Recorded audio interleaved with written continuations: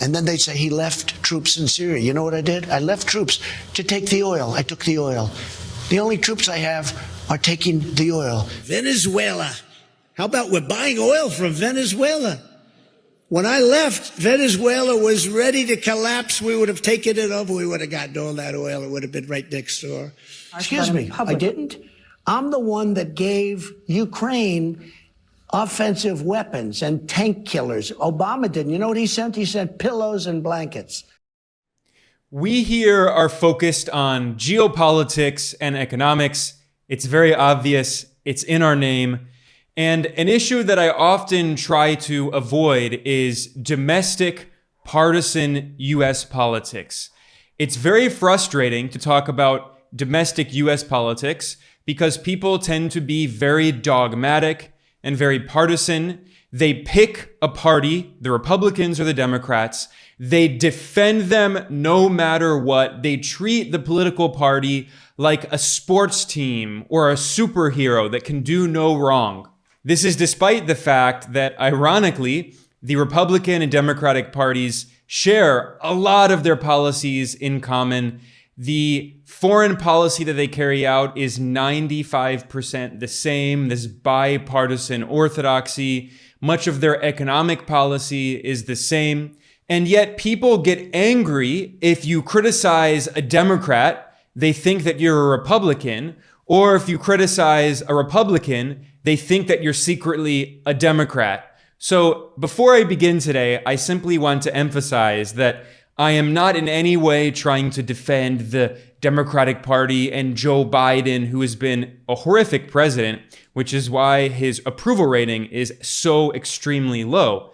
But I am going to be talking about Donald Trump and the fact of the matter that Donald Trump is not a so-called threat to the deep state. He's not a threat to the elites. Donald Trump is himself a billionaire elite who is funded by many prominent billionaires on Wall Street, as I'll be speaking about today. And when Donald Trump was president, his foreign policy was very similar to the foreign policy of the Republican and Democratic presidents who came before him. He continued supporting wars around the world, backing coups and regime change operations, imposing sanctions on foreign countries. Donald Trump personally ordered assassinations of foreign politicians, which is quite ironic today.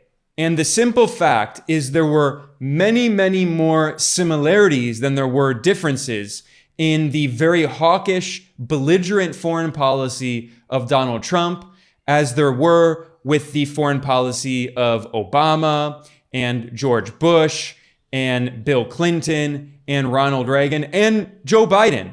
The fact of the matter is that for decades, every single US president has been a war criminal who has waged war around the world, tried to overthrow foreign governments.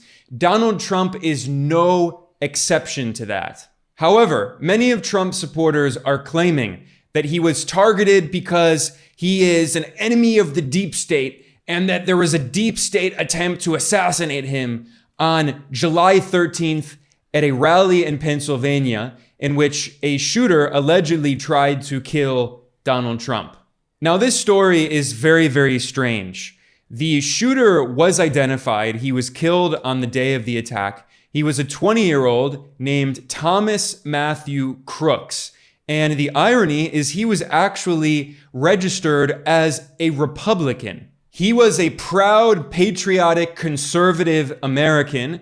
He was very young. He graduated from a high school in Pennsylvania in 2022. And in his final graduation photo, he wore a t-shirt with the US flag on it. And local media outlets reported they interviewed his classmates who said that he had conservative political leanings.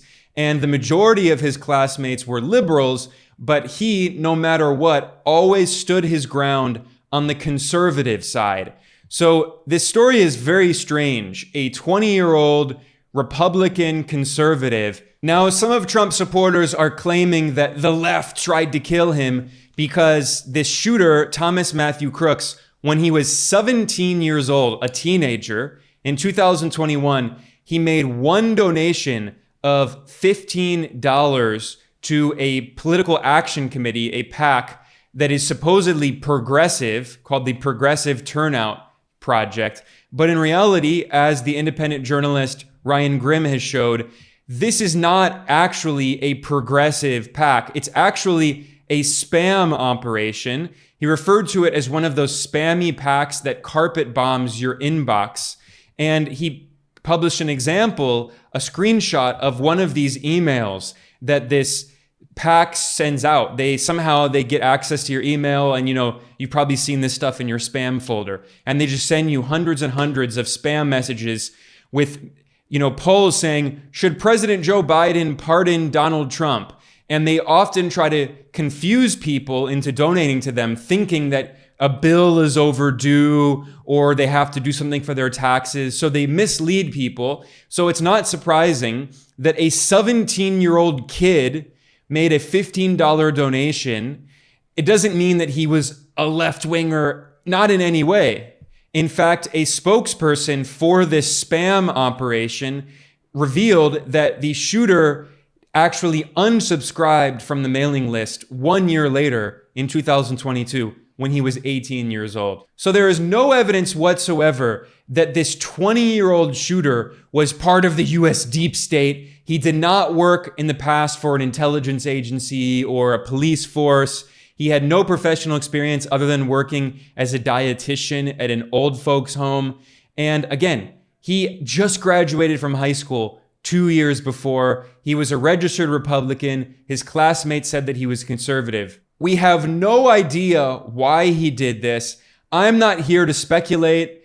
I'm going to be talking about foreign policy and geopolitics today. I just want to begin emphasizing that because the people claiming that this is some kind of deep state operation or it's politically motivated by the left, this is nonsense. There's no evidence whatsoever, and people should stop speculating irresponsibly like that. What I do want to talk about today is how Donald Trump is not in any way a threat to the US deep state. On the contrary, if you look at Donald Trump's foreign policy when he was president and the foreign policy that he has promoted since leaving office as he campaigns for president again, you can see very clearly that he is in agreement with the vast majority of the US foreign policy establishment in Washington in supporting war, in supporting empire, in supporting sanctions, in supporting regime change.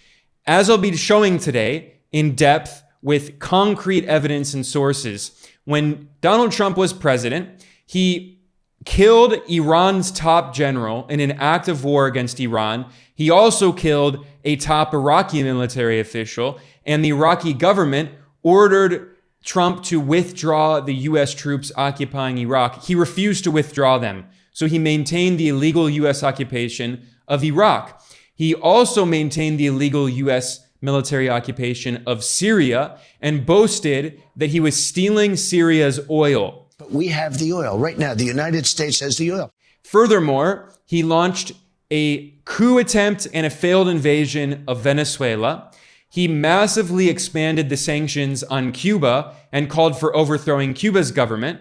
He backed a violent coup attempt against Nicaragua's leftist government. He backed a successful coup against Bolivia's left-wing government. He continued the war in Afghanistan, refusing to withdraw troops. He expanded the war on Yemen, refusing to end the war in Yemen. And as his top foreign policy officials, Donald Trump appointed key parts of the US deep state. Donald Trump's first Secretary of State was Rex Tillerson, who was a CEO of ExxonMobil, the oil corporation. His subsequent Secretary of State was the former CIA director, Mike Pompeo, a hardcore neoconservative. What's the cadet motto at West Point? You will not lie, cheat, or steal, or tolerate those who do. I was the CIA director. We lied, we cheated, we stole. It was like we had entire training courses. The CIA is the king of the deep state. Well, Donald Trump put the deep state in charge of the State Department. Quite literally, the CIA ran Donald Trump's State Department. Furthermore, Donald Trump appointed as his national security advisor John Bolton, the arch neoconservative who was in the George Bush administration. He was an architect of the Iraq War. He has never seen a war that he did not love. And he helped carry out these warmongering policies under Donald Trump, because the reality is that Trump simply brought back many of the neoconservatives from the George Bush administration and from the Ronald Reagan administration. Trump also brought back war criminals like Elliott Abrams, who oversaw his coup attempt in Venezuela. Elliott Abrams was one of the masterminds behind the Iran-Contra scandal in the Ronald Reagan administration in the 1980s. So all you have to do is look at the people who were running Donald Trump's foreign policy. They were literally part of the deep state. The deep state was running Donald Trump's foreign policy. He voluntarily appointed them. No one told him that he had to appoint these neoconservative war hawks as his top foreign policy officials. Trump voluntarily did that. Furthermore, as I'll be showing today, Donald Trump sent Ukraine weapons that even Obama had refused to send Ukraine. Trump tore up 2 different arms treaties with Russia, threatening war on Russia. And Donald Trump started the trade war on China and the new Cold War on China that Biden has continued. These are all bipartisan policies. But first, what I'm going to start with today is Israel, because Israel continues to carry out horrific crimes against humanity in Gaza, bombing Gaza with billions of dollars of U.S. military support. Of course, Joe Biden, the Democratic U.S. president, is providing those bombs being used to kill children and women and elderly people and other civilians in Gaza. But Donald Trump and the Republican Party staunchly support those policies. And in fact, Donald Trump himself proudly said in 2024, in March, he said that he boasted that he was, quote, the best president in the history of Israel. Furthermore, the Israeli newspaper Haaretz reported on pro-Israel fundraisers that are happening in support of Trump. And in these pro-Israel fundraisers, they are proudly referring to Trump as, quote, the most pro-Israel president in history. They're raising money for Donald Trump's campaign, pro-Israel groups boasting that he is the most pro-Israel president. The Israeli apartheid regime itself agrees with that.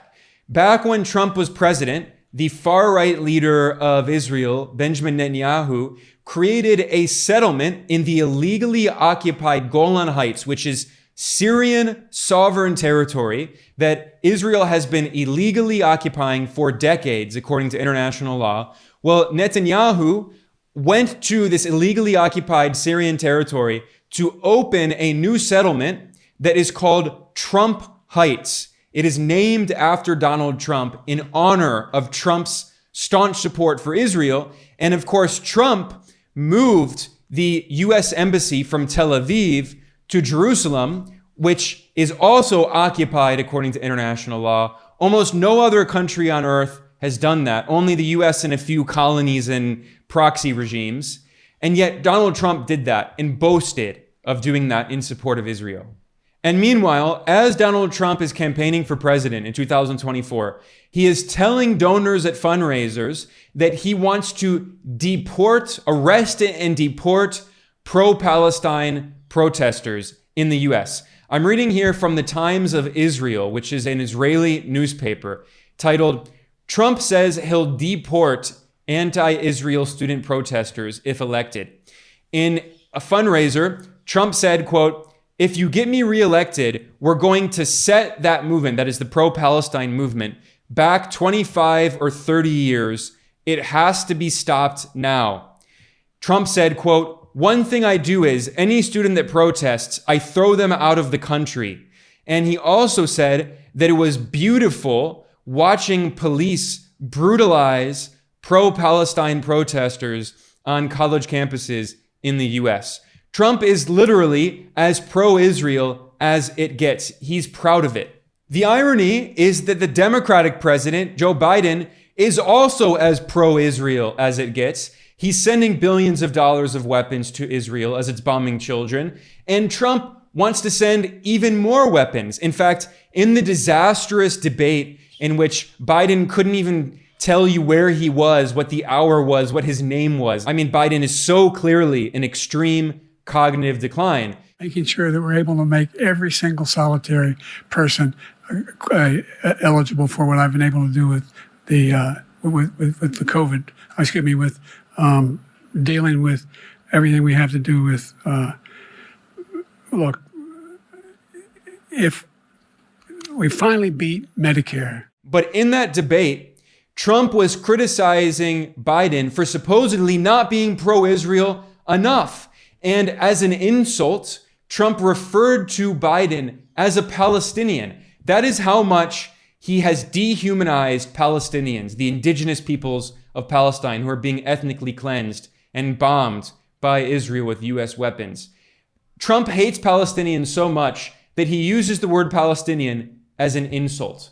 Israel's the one that wants to go. He said the only one who wants to keep going is Hamas. Actually, Israel is the one, and you should let him go and let him finish the job. He doesn't want to do it. He's become like a Palestinian, but they don't like him because he's a very bad Palestinian. He's a weak one. And in fact, one of Donald Trump's strategies as he campaigns for president is he's saying that Palestinians are the same as the people who cross the US border. He said that the same people who attacked Israel are undocumented immigrants who are supposedly flooding the US. So he is literally campaigning on dehumanizing Palestinians and promising full-throated, unflinching support for Israel no matter what. This is who Donald Trump really is. But we're only scratching the surface here. There is so much to get into. As Donald Trump is campaigning for president, at a fundraiser, he actually threatened to bomb China and Russia. I'm reading here from the British newspaper, The Independent. Donald Trump suggested during a fundraising event that he would have bombed Moscow in response to Russia's invasion of Ukraine and attacked Beijing if China invaded Taiwan. Now, Democrats spent years spreading this ridiculous conspiracy theory claiming that Donald Trump was a Putin puppet and that supposedly Russia had meddled in the US election to get Trump elected. This ridiculous Russiagate conspiracy. In reality, it was the exact opposite. Donald Trump and the neocons that he appointed to run his foreign policy, they are just as responsible as Obama and Biden for the war in Ukraine, which is a NATO proxy war against Russia. Trump helped to set this up. In 2019, Trump boasted in a White House statement that he was withdrawing the US from the Intermediate Range Nuclear Forces Treaty, the INF Treaty, and Trump personally claimed that supposedly Russia had not honored the agreement. This put the US one step closer, a giant step closer, to war with Russia.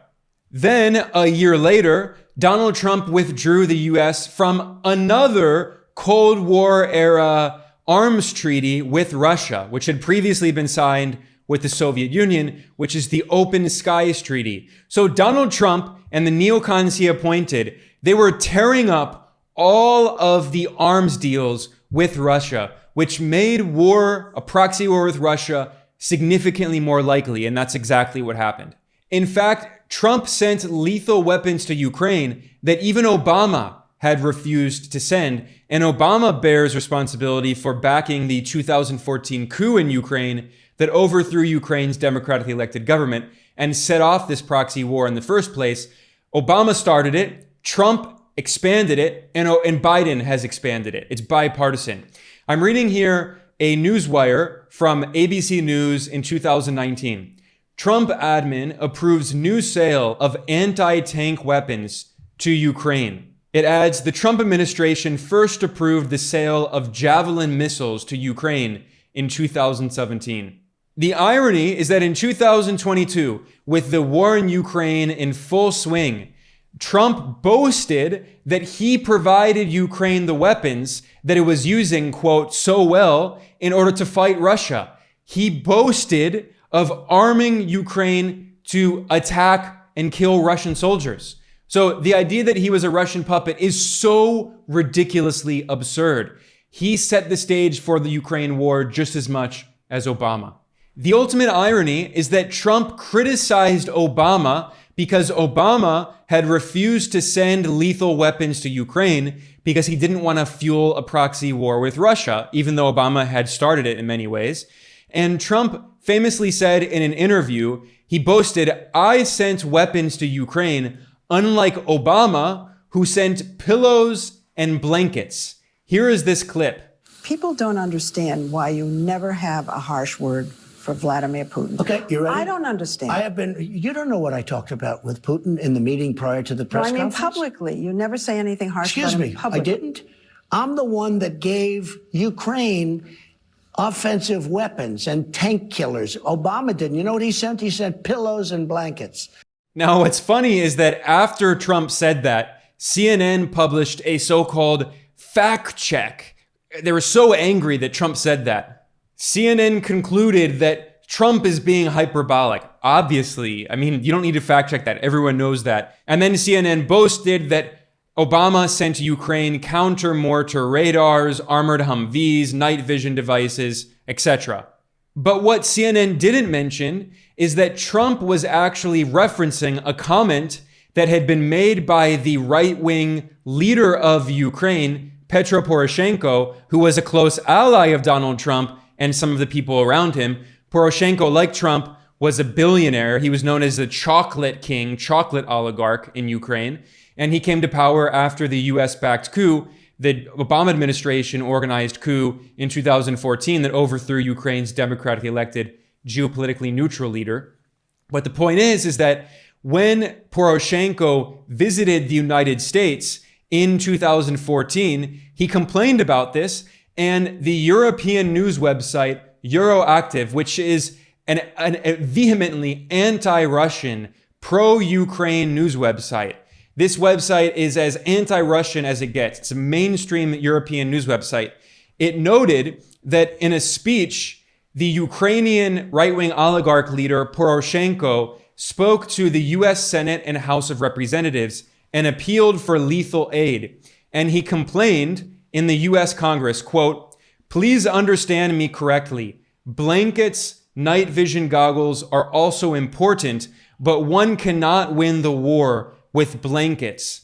Even more, we cannot keep the peace with a blanket." So it was Trump who was referencing this comment that had been made by a Ukrainian leader that he was close friends with, who complained that Obama didn't send lethal weapons to Ukraine, which Trump did send. So the whole Russiagate narrative was ridiculous on so many grounds. Another example was NATO. Biden has said, "I'm the best president for unifying NATO and strengthening NATO." Of course, NATO is not a defensive alliance. NATO is a warmongering alliance that destroyed Yugoslavia in the 1990s and no longer exists as a country. NATO destroyed Libya, overthrowing the Libyan government in a 2011 war of aggression, killing Libya's leader, Muammar Gaddafi. Libya had the highest living standards in all of Africa. It's been a failed state for over a decade. NATO brought open-air slavery back to Libya, and there are open-air slave markets in Libya now, and Biden is so proud of that. Well, Trump also bears responsibility for strengthening NATO as well, this warmongering alliance. When Trump was president, he called on NATO members to double their military spending from 2% of GDP to 4% of GDP. Trump was very proud of this. He said that everyone must expand their military spending in NATO because he was preparing for a war on China. Trump's top advisor, Steve Bannon, who was the CEO of Trump's 2016 presidential campaign, he said this openly in a conference. Steve Bannon boasted, quote, "We're at war with China." He said it, "We're at war with China." And he claimed that the US is supposedly winning that war. Trump was not a so-called pro-Russian leader. On the contrary, he was arming Ukraine to fight against Russia in a proxy war.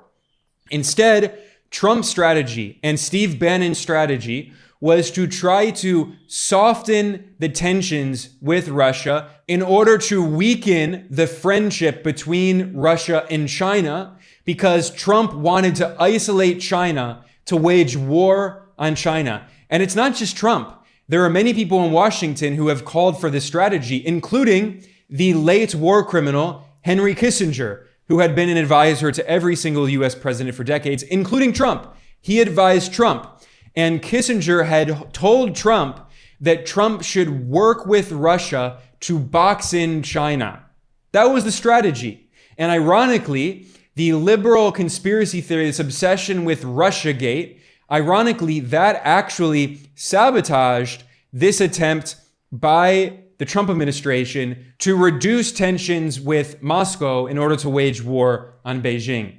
So now we see today that China and Russia are very close friends, very close partners, and this US strategy is going to fail. But this is exactly what the Nixon administration did, which was quite similar to the Trump administration in many ways. And Kissinger, of course, oversaw Nixon's foreign policy, and it was referred to as Kissingerian triangular diplomacy, and they wanted to try to do the same, to wage war on China. This was very, very clear under Trump. He's the one who started the trade war on China that Biden has only continued. It's, of course, bipartisan, Republicans and Democrats, but it was the Trump administration that started it. Mainstream media outlets like the Financial Times referred to Trump's aggressive policies against China back in 2020 as a new Cold War. And we now see today this new Cold War is completely bipartisan. Republicans and Democrats are supporting every single effort by the Biden administration to escalate this new Cold War against China. And Trump wants to take it even further. Biden has put tariffs on important Chinese technologies like electric vehicles, semiconductors, solar panels. He has restricted the export of advanced semiconductors and quantum computing parts and AI technology to China. And Trump wants to go even further. Trump has called for imposing blanket tariffs of at least 60%, if not more, on all Chinese products. All. This is an extreme economic war that is like massively accelerating the trade war that Trump started in his first term up to level 11. I mean, this is extreme, and it would cause very high inflation in the United States, given how much the US economy relies on importing products from China and how China plays a key role in global supply chains. Trump's national security advisor after John Bolton was another extreme anti-China war hawk named Robert O'Brien. And he published an article in June in which he called for basically war on China. He said that if Trump returns to the White House, the Trump administration is considering severing all economic ties with China, deploying the entire US Marine Corps to Asia, and resuming live nuclear weapons testing to threaten China. This is what the US deep state wants above all, war on China. And Donald Trump wants to deliver it to them on a silver platter. He is not in any way a threat to the so-called deep state. Not in any way. Donald Trump simply wants war on China, and he wants to reduce tensions with Russia and try to break the friendship between Russia and China to focus on isolating China. He disagrees with some Democrats who want war on both Russia and China. The difference is that Democrats want war on Russia now and China in the medium to the long term, whereas Trump and the Republicans, they want to pause tensions, pause relations with Russia, and instead they want war on China in the short term. But both political parties are full of warmongering imperialists and neocolonialists. Biden and Trump are both horrific war criminals. And we can also see this with Iran. I talked about how Donald Trump boasted of being the most pro-Israel president in history. Well, Donald Trump also came very close to starting a war with Iran. In 2018, Trump withdrew the US from the Iran nuclear deal, the JCPOA, the Joint Comprehensive Plan of Action, in violation of international law. It was not just the US that signed this with Iran. It was the 5 permanent members of the UN Security Council. So that's the US, the UK, France, China, and Russia, plus 1, Germany, and the European Union. All of those other countries were also signatories of the JCPOA. They continued abiding by the agreement. It was only the US that withdrew, Trump who tore it up in violation of a UN Security Council resolution. And then in January 2020, Trump personally ordered the assassination of Iran's top general, Qasem Soleimani, an act of war. I remember when this happened, I and many people thought this could have started a direct conventional war with Iran. And of course, John Bolton, who was Trump's national security advisor, has for many years been openly calling for the US to directly bomb Iran, to start a war in Iran, after he was an architect of the Iraq War, before Donald Trump made him his national security advisor.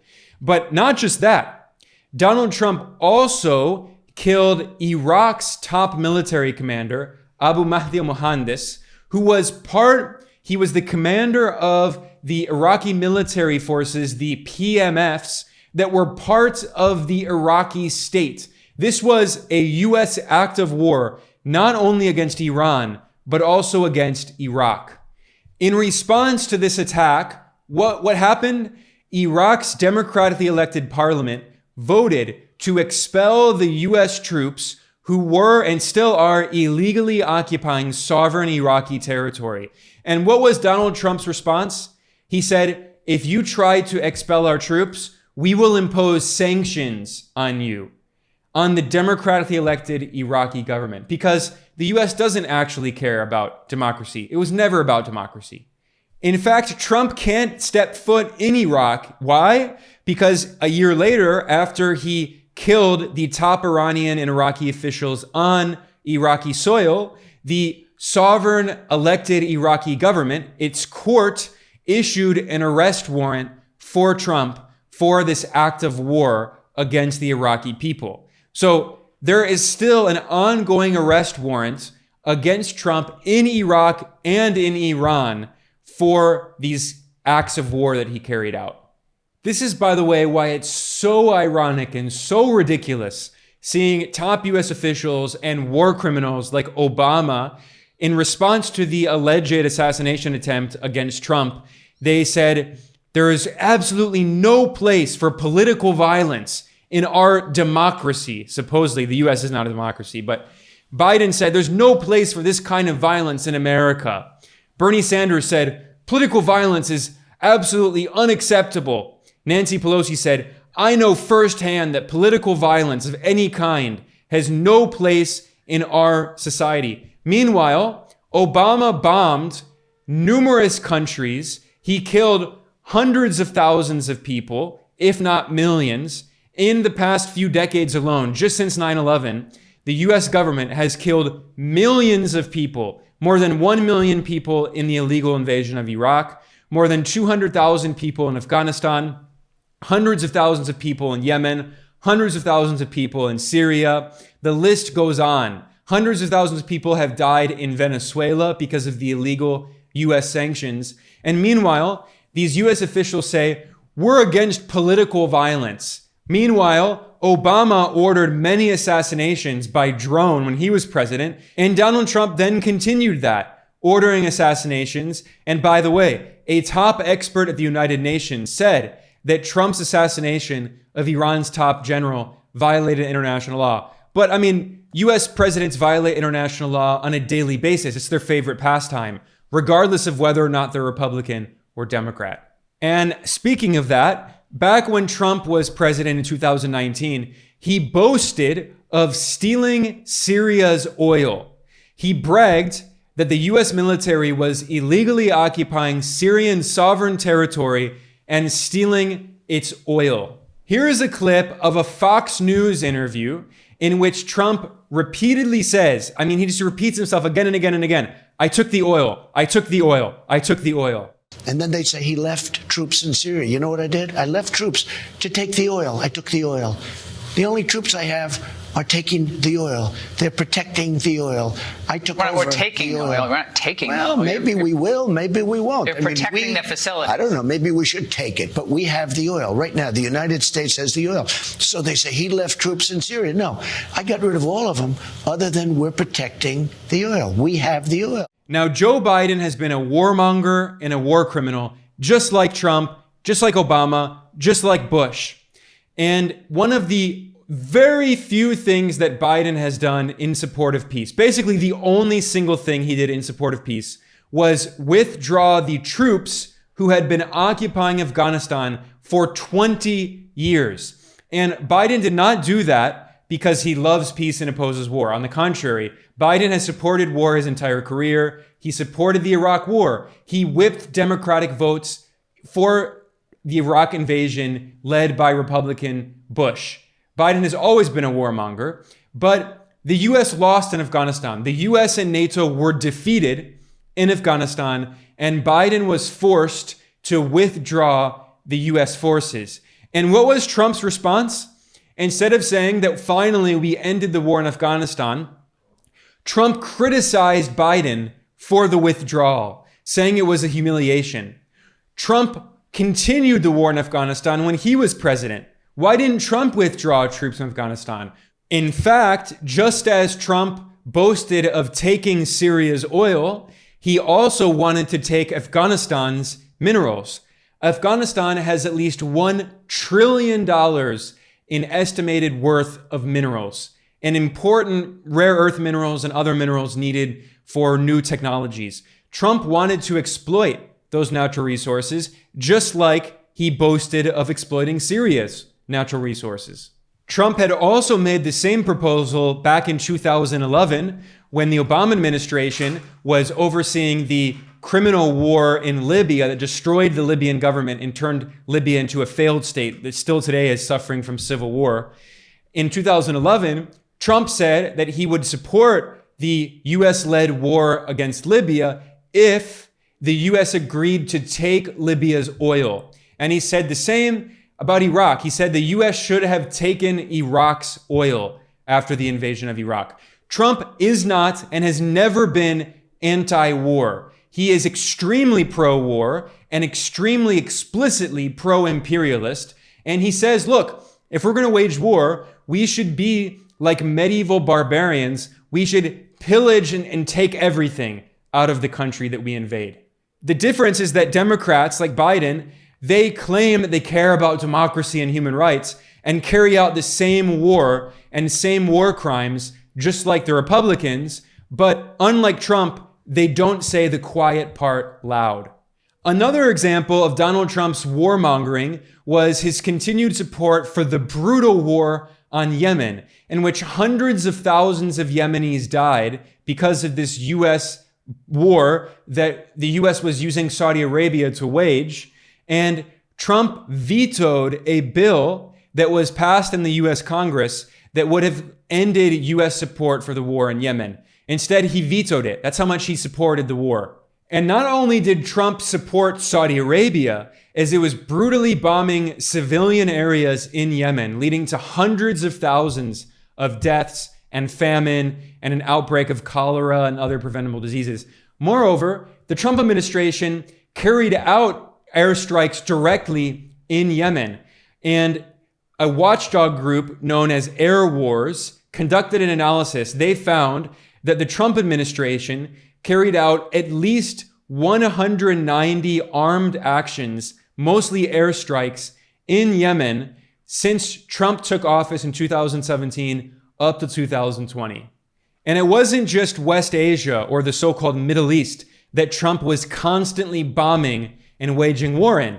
In fact, his former defense secretary, Mark Esper, one of his top allies, his top cabinet officials, said that Trump had called for bombing Mexico. He wanted to use missiles to attack cartels in Mexico. This is a blatant violation of the sovereignty of Mexico. And it completely misunderstands what cartels are. They are deeply embedded into the fabric of society with corrupt police officials and corrupt politicians and average people, especially in poor communities who don't have job opportunities and education, and they're attracted to organized crime and cartels. The point is that they're not just sitting out there on a field like in a conventional war or something. You can't just send a missile to destroy a cartel. This is not Napoleonic war. But Donald Trump refuses to understand that. And instead, there are reports that if he becomes president, he is making plans to send U.S. kill teams from the U.S. government. This is an invasion of Mexico. He wants to send them across the border, allegedly to fight drug cartels. Now, the Mexican government, the democratically elected leader, Andrés Manuel López Obrador, AMLO, has said that this would be a blatant violation of the sovereignty of Mexico. And yet, Trump wants to wage war against his southern neighbor. That's what it would be. It would be an invasion of his southern neighbor. But this is just barely scratching the surface of Trump's horrific crimes in Latin America. Trump has a neo-colonialist view of Latin America. He sees it as the colonial backyard of the US.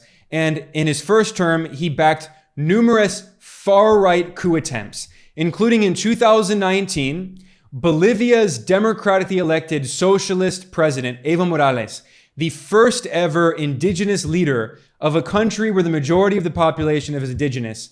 Trump backed a coup that overthrew Evo Morales and installed a far-right extreme racist regime run by Christian fundamentalists who killed dozens of pro-democracy peaceful protesters.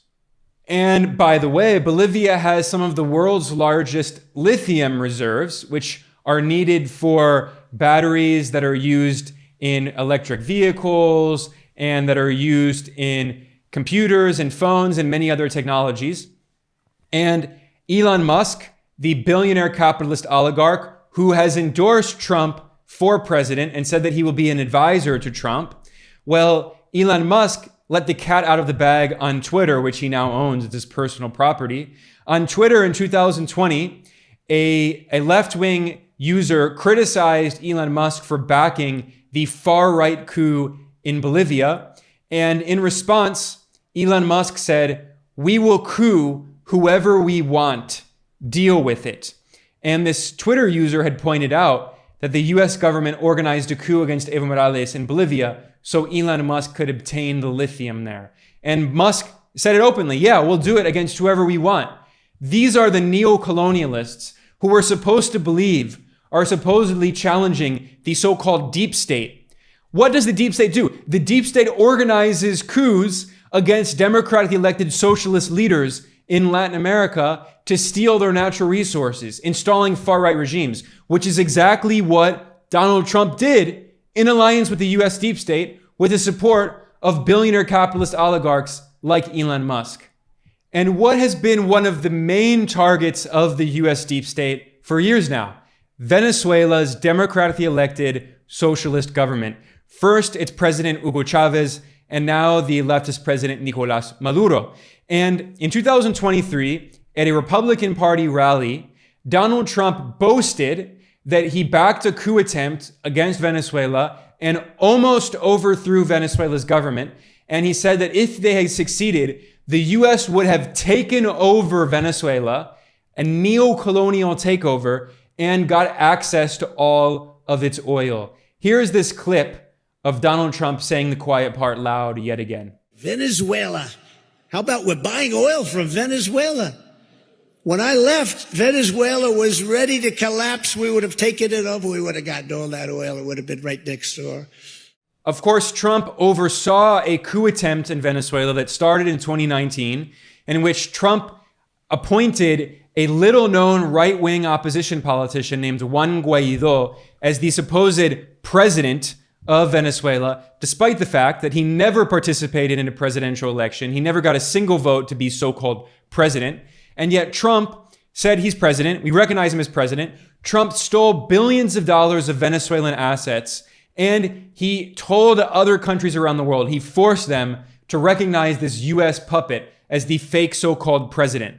And then in 2022, in a CNN interview, Trump's neoconservative national security advisor, John Bolton, who helped to oversee the coup attempt, he openly admitted that it was a coup attempt. And he boasted that he had experience organizing coup attempts. And it gets worse. Donald Trump's defense secretary, Mark Esper, who, by the way, had been a vice president of Raytheon, overseeing government relations. So he lobbied for one of the biggest arms manufacturers, and then Trump made him his defense secretary. I mean, there is no revolving door. The US military industrial complex is the US government. Anyway, the point is that Trump appointed this Raytheon VP as his defense secretary, and Mark Esper wrote in his memoir that Trump had repeatedly, constantly asked if the US could launch military attacks against Venezuela. Trump wanted to bomb and attack Venezuela to overthrow its democratically elected leftist president, Maduro. The year before the Trump-led coup attempt in Venezuela, the Trump administration also backed a very violent coup attempt against Nicaragua's democratically elected Sandinista government. Of course, the US government has been targeting the Sandinistas in Nicaragua ever since the 1980s, backing the Contra death squads. The CIA, the deep state, was indispensable in creating the Contra death squads and in trying to use them to overthrow the Sandinista government in Nicaragua. And in 2018, they tried the same thing, and it was Trump who oversaw this. And by the way, one of the deep state operatives who oversaw the Iran-Contra scandal, Elliott Abrams, a notorious neoconservative war criminal, Donald Trump appointed Elliott Abrams as his Iran envoy in order to try to orchestrate regime change in Iran to overthrow the Iranian government.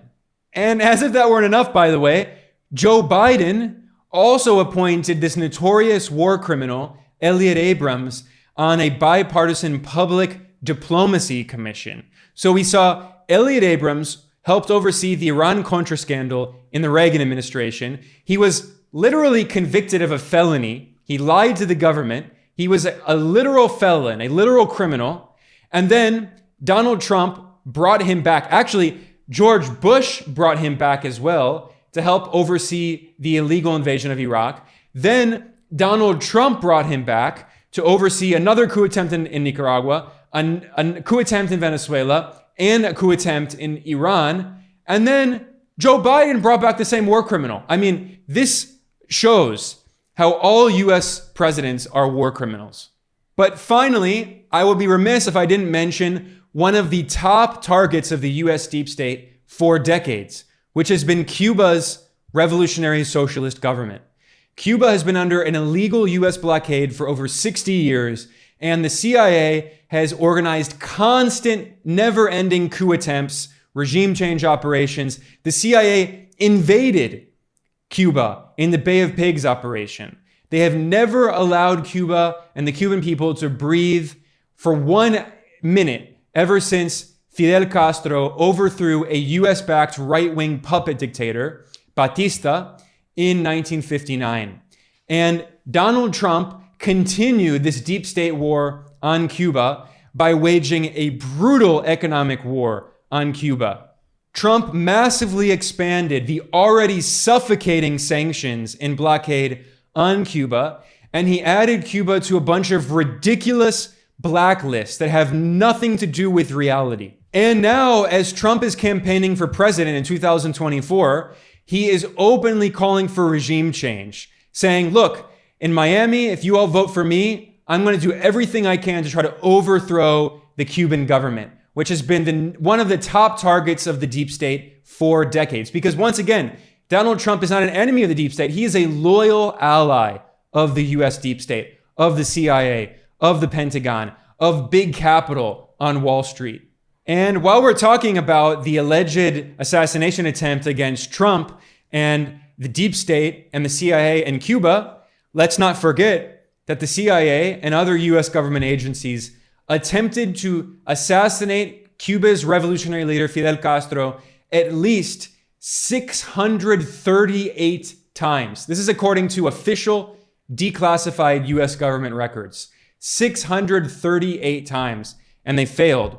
But now we see these allegations of an alleged assassination attempt against Trump, and his supporters claiming that the deep state is after Trump. It's complete nonsense in every single way.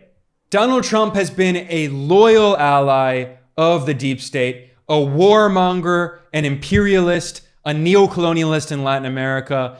He appointed the CIA director, Mike Pompeo, as his Secretary of State.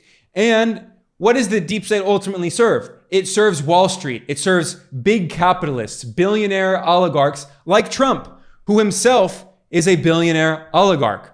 And when Trump was president, he cut taxes on rich people just like him.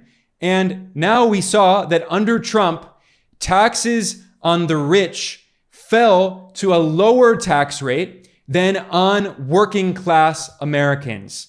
Literally, Trump taxed poor people more than he taxed the rich.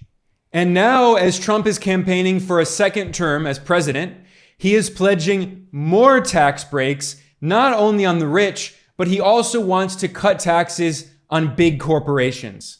At a lavish $50 million fundraising party in April, Trump told his billionaire backers that he's going to continue cutting taxes on them. Basically, he's saying, look, fellow billionaires, fund my campaign, which is legal bribery. Give me more and more money, get me elected, and I will cut billions of dollars of taxes. So you give me a few $1 million and you will save billions of dollars. This is the legal bribery in the US so-called democracy, which we all know is not a democracy. It's actually a plutocracy in which capitalist oligarchs control everything. And now, like Trump, these billionaires, they literally are directly running the government. As Bloomberg put it, Wall Street billionaires are rushing to back Trump and fund his campaign. But the point to take away here as I conclude is that Trump is not in any way a so-called threat to the deep state. He is a war criminal and an imperialist, just like the presidents who came before him, whether it's Reagan or Clinton or Bush or Obama or Biden today. The vast majority of their foreign policy is the same. There is a bipartisan consensus in Washington in support of war, in support of empire, and in support of Wall Street, because ultimately, all of these US wars and US imperialism exist to serve the interests of capitalist oligarchs on Wall Street. And Donald Trump himself is part of that capitalist oligarchy as a billionaire. He sometimes uses so-called populist rhetoric, but his policies do not benefit average working people. His policies, just like those of Reagan and Clinton and Bush and Obama and Biden today, all of their policies serve the capitalist oligarchy on Wall Street and the military-industrial complex at the expense of average working people in the US and around the world. On that note, I'm going to conclude. I am Ben Norton, the editor-in-chief of Geopolitical Economy Report. I want to invite everyone to please like and subscribe. Please share this, and I will be back very soon. Thanks a lot for joining me today.